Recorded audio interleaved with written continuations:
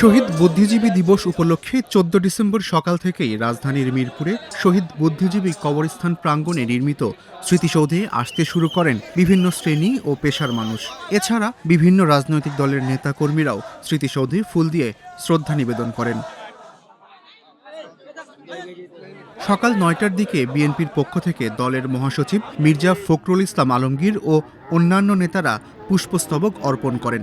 এ সময় তারা 1971 সালের 14 ডিসেম্বর পাকিস্তানি সেনাবাহিনী ও তাদের এদেশীয় সহযোগীদের হাতে নৃশংস হত্যাকাণ্ডের শিকার বুদ্ধিজীবীদের স্মরণে নীরবে কিছুক্ষণ দাঁড়িয়ে থাকেন। শ্রদ্ধা নিবেদন শেষে মির্জা ফখরুল সাংবাদিকদের বলেন, নির্বাচনের মাধ্যমে মানুষ যখন গণতান্ত্রিক দেশ গড়ার স্বপ্ন দেখছে, ঠিক তখনই হত্যা চেষ্টা ও সহিংস ঘটনা ঘটছে। তিনি আশঙ্কা করেন এ ধরনের ঘটনা সামনে আরও ঘটতে পারে।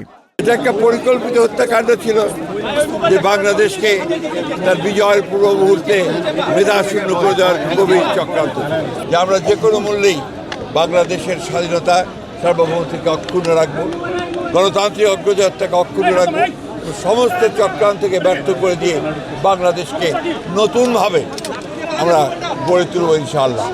সমস্ত চক্রান্তকে ব্যর্থ করে দিয়ে এই দেশের মানুষ তাদের গণতান্ত্রিক যে অধিকার, সে অধিকারকে প্রতিষ্ঠা করবে এবং আমরা বিশ্বাস করি যে যথাসময়ে সঠিক সময়ে নির্বাচন অনুষ্ঠানের মধ্যে দিয়ে গণতান্ত্রিক অগ্রযাত্রা অব্যাহত। জাতীয় নাগরিক পার্টি এনসিপির পক্ষ থেকে স্মৃতিসৌধে শ্রদ্ধা জানান দলটির আহ্বায়ক নাহিদ ইসলাম। পরে তিনি সাংবাদিকদের বলেন, 1971 সালে বিজয়ের প্রাক্কালে মুক্তিযুদ্ধপন্থী লেখক, সাংবাদিক, শিক্ষক ও বুদ্ধিজীবীদের পরিকল্পিতভাবে হত্যা করা হয়, যাতে জাতি হিসেবে বাংলাদেশ এগোতে না পারে। এছাড়া ইনকিলাব মঞ্চের নেতা শরীফ ওসমান হাদির উপর হামলাকে নির্বাচন বিরোধী ষড়যন্ত্র বলেও মনে করেন তিনি।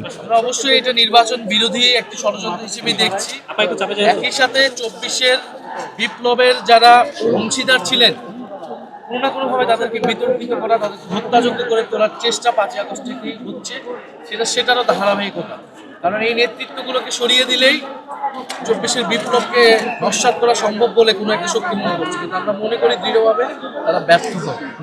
এদিকে সকালে গণ অধিকার পরিষদের পক্ষ থেকে মিরপুর বুদ্ধিজীবী স্মৃতিসৌধে শহীদদের প্রতি শ্রদ্ধা জানান দলটির সাধারণ সম্পাদক রাশেদ খান। 14 ডিসেম্বর বাংলাদেশকে মেধাশূন্য করার জন্য যে পরিকল্পনা হাতে নেওয়া হয়েছিল, সেই পরিকল্পনা কিন্তু থেমে যায়নি। আমরা দেখছি 14 ডিসেম্বরের আগে হাদিকে টার্গেট করে হত্যার উদ্দেশ্যে গুলি চালানো হয়েছে, যেমনিভাবে 16 ডিসেম্বরের আগে 14 ডিসেম্বর বাংলাদেশকে মেধাশূন্য করার জন্য টার্গেট করা হয়েছিল। আমরা আমাদের বীর শহীদদের প্রতি শ্রদ্ধা জানাই। তারা আমাদের কাছে সবসময় অনুপ্রেরণা, তারা আমাদের কাছে সাহস। আমরা সাম্য, মানবিক মর্যাদা, সামাজিক সুবিচারের ভিত্তিতে একটি রাষ্ট্র গঠন করতে চাই। এছাড়া শহীদ বুদ্ধিজীবী দিবস উপলক্ষে বাংলাদেশ কমিউনিস্ট পার্টি, বিপ্লবী ওয়ার্কার্স পার্টি, নাগরিক ঐক্য, গণসংহতি আন্দোলন, এবি পার্টি, বাংলাদেশ বিপ্লবী পার্টি সহ বিভিন্ন রাজনৈতিক দলের নেতারা ফুল দিয়ে শ্রদ্ধা নিবেদন করেন।